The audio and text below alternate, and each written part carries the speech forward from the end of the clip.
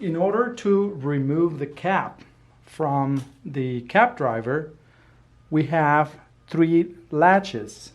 1, 2, 3.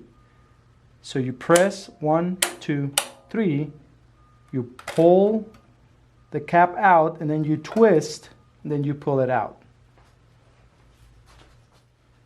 To remove the cap driver, you just loosen this screw, which is on the right side, and then the one on the left.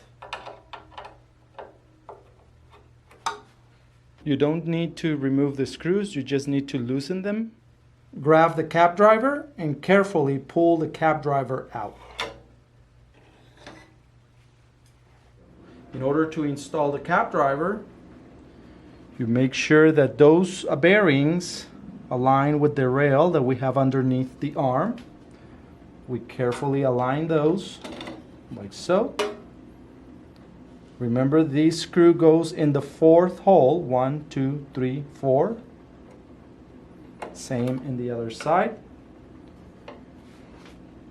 And then with the Phillips screwdriver, you tighten the cap driver.